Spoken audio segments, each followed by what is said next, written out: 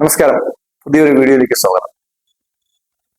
കേരളത്തിലെ ഒരു മാസമായി ശ്രീ വി ഡി സതീശൻ സർക്കാർ അധികാരത്തിൽ വന്നിട്ട്, അല്ലെങ്കിൽ UDF സർക്കാർ അധികാരത്തിൽ വന്നിട്ട്, ആദ്യം ഭരണം കിട്ടുന്നതിന് മുമ്പേ ടീം UDF എന്നായിരുന്നു. ഭരണം കിട്ടിയതിന് ശേഷം അത് ടീം VDS എന്നാക്കി മാറ്റി, അല്ലെങ്കിൽ ടീം സതീശൻ എന്നാക്കി. എന്തായാലും അത് നമുക്കിവിടെ ബാധകമായിട്ടുള്ളൊരു കാര്യമല്ല. എന്തായാലും ഈ സർക്കാർ ഒരു മാസം തികച്ചു എന്നുള്ളതാണ് ഒരു കാര്യം. ഈ ഒരു മാസം തികഞ്ഞതിനിടയ്ക്ക് ഒരു SIT രൂപീകരിക്കപ്പെട്ടു. ആ SIT രൂപീകരിക്കപ്പെട്ടത് കഴിഞ്ഞ ഇലക്ഷൻ സമയത്ത് കാഫിർ എന്ന ഒരു സ്ക്രീൻഷോട്ട് ശ്രീമതി ശൈലജ മത്സരിക്കുമ്പോഴത്തേക്ക് കഴിഞ്ഞ ലോക്സഭാ തെരഞ്ഞെടുപ്പിൽ കാഫിർ എന്നുള്ള പേരിൽ ഒരു സ്ക്രീൻഷോട്ട് പ്രചരിപ്പിക്കപ്പെട്ടു. അത്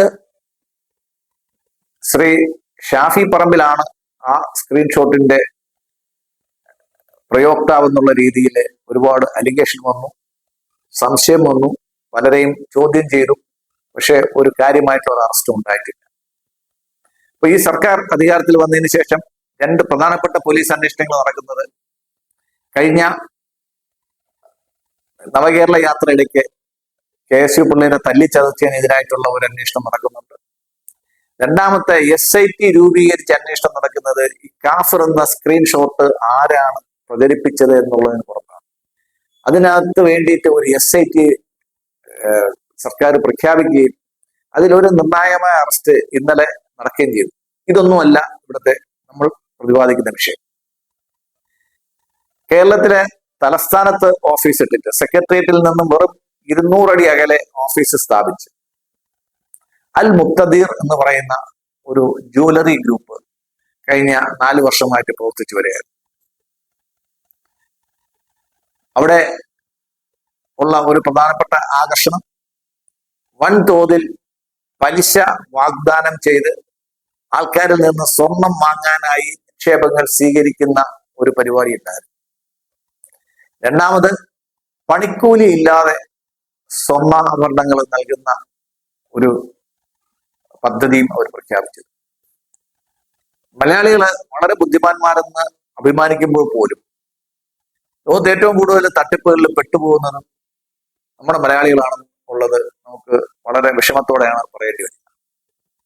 എങ്ങനെ ഒരു ഗോൾഡ് കോയിനിൽ നിന്നോ, അല്ലെങ്കിൽ ഗോൾഡ് ബിസ്ക്കറ്റിൽ നിന്നോ, അല്ലെങ്കിൽ ഗോൾഡ് ബാറിൽ നിന്നോ എങ്ങനെ ഒരു ആഭരണം നിർമ്മാണ ചെലവില്ലാതെ പുറത്തു വരുന്നു എന്ന് കേൾക്കുമ്പോഴത്തേക്ക് അതിനെപ്പറ്റി ആലോചിക്കാൻ പോലും നമ്മുടെ ആൾക്കാർ ചിന്തിച്ചിട്ടില്ല, അത് പോയി മെനക്കെട്ടില്ല. പകരം കോടിക്കണക്കിന് രൂപ അവിടെ കൊണ്ട് നിക്ഷേപിക്കുകയാണ് ചെയ്തത്. ഏകദേശം 1000-ഓളം കോടി രൂപയുടെ ഒരു തട്ടിപ്പാണ് നടന്നത്. നമ്മൾ ഓർക്കണം, സെക്രട്ടേറിയറ്റിൽ നിന്നും വെറും 200 അടി അകലെയാണ് ഇവരുടെ ഓഫീസ്.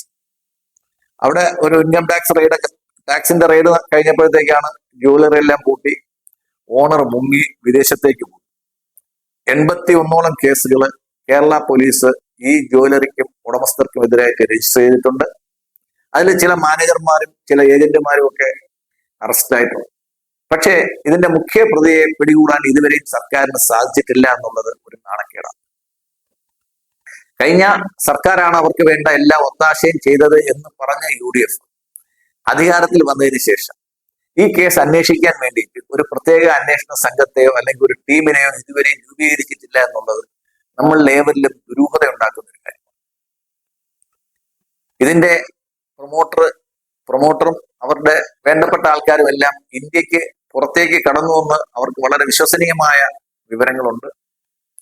നമുക്കറിയാം, കേരള പോലീസിന്റെ തൊപ്പിയിൽ ഒരുപാട് തൂവലുകളുള്ള ഒരു തൊപ്പിയാണ്. ഒരുപാട് സൈബറുമായിട്ട് ബന്ധപ്പെട്ട കേസുകൾ, കേരളത്തിന് പുറത്തുള്ള ഒരുപാട് കേസുകൾ, ഡൽഹിയില് നോയിഡയിലൊക്കെ പോയിട്ട് നമ്മുടെ പോലീസുകാർ കേസന്വേഷണം നടത്തി പ്രതികളെ പിടിച്ചുകൊണ്ട് വരുന്നുണ്ട് വളരെ ഉഷാറോടെ. അപ്പൊ കേരള പോലീസിന്റെ ബുദ്ധിമുട്ടല്ല, കേരള പോലീസിലെ അതിനകത്ത് വളരെ കഴിവുള്ള ഓഫീസർമാരുണ്ട്. അപ്പോൾ അതിന് വേണ്ടത് ഒരു രാഷ്ട്രീയ ഇച്ഛാശക്തിയാണ് വേണ്ടത്. UDF സർക്കാരിന്റെ കാലത്ത് ആ ഒരു രാഷ്ട്രീയ ഇച്ഛാശക്തി ചെന്നിത്തലയെ പോലുള്ള ഒരു താക്കോൽ ആഭ്യന്തരമന്ത്രിക്ക് ഉണ്ടായില്ല എന്നുള്ളത് വളരെ ഖേദകരമാണ്. ഇദ്ദേഹം പുറത്തു പോയത് എല്ലാവർക്കും അറിയാം. അദ്ദേഹത്തിനെതിരായിട്ട് ഇതിന്റെ ഇതിന്റെ ചെയർമാനും മാനേജിംഗ് ഡയറക്ടർക്ക് എതിരായിട്ട് ഇതുവരെ ഒരു ലുക്കൌട്ട് നോട്ടീസ് പോലും സർക്കാർ പുറത്തിറക്കിയിട്ടില്ല. അതേസമയം ഈ കേസ് സംസ്ഥാന ഗവൺമെന്റ് അന്വേഷിച്ചാൽ ശരിയാവില്ല, CBI കൊണ്ട് അന്വേഷിക്കണം എന്ന് ആവശ്യപ്പെട്ടിട്ട് ഈ നിക്ഷേപകരുടെ ഒരു സൊസൈറ്റി ബഹുമാനപ്പെട്ട കേരള ഹൈക്കോടതിയെ സമീപിച്ചെങ്കിലും സംസ്ഥാന സർക്കാരിൽ നിന്ന് അനുകൂലമായ ഒരു തീരുമാനം ഉണ്ടായിട്ടില്ല എന്നുള്ളതും വളരെ ഖേദകരമാണ്.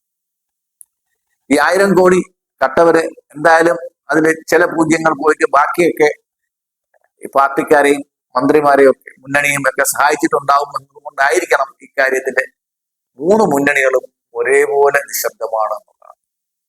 LDF-നും UDF-നും NDA-ക്കും ഈ വിഷയത്തില് ചിന്തിക്കാനോ സംസാരിക്കാനോ അല്ലെങ്കിൽ ബൈഠക്ക് നടത്താനോ എന്നുള്ള സമയം ഇതുവരെയും കിട്ടിയിട്ടില്ല.